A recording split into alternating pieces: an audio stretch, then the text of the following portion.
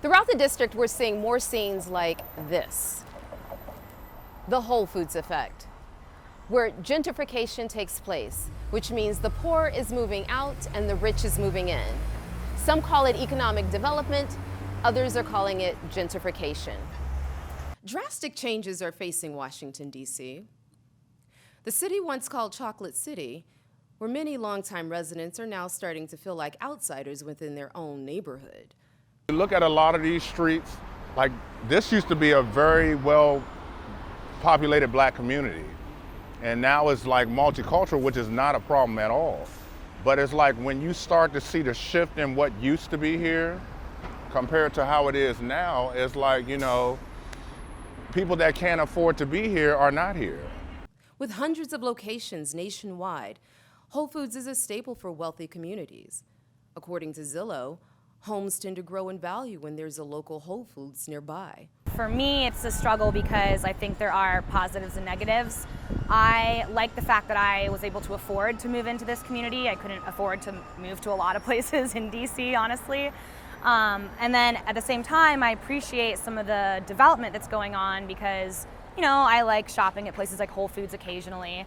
Personally, I prefer Giant because I can afford it. And I like, you know, the string of restaurants and bars that have come along, can bring friends out over here.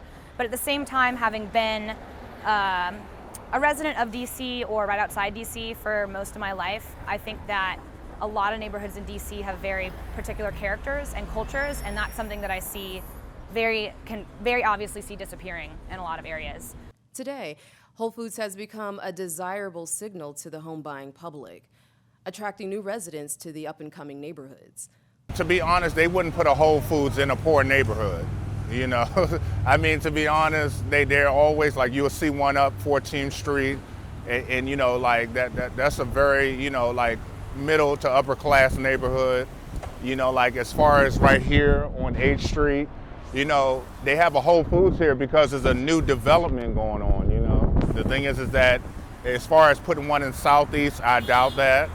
You know, they don't cater to the poor. For the Nexus Report, I'm Henrietta Holliday.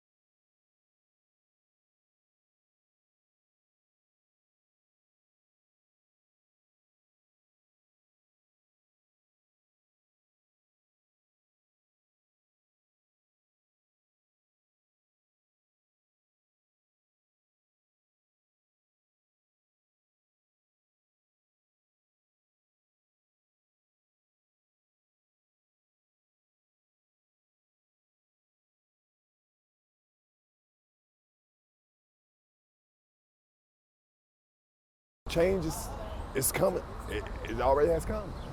It already has come. Yeah. I see it every day. Every day.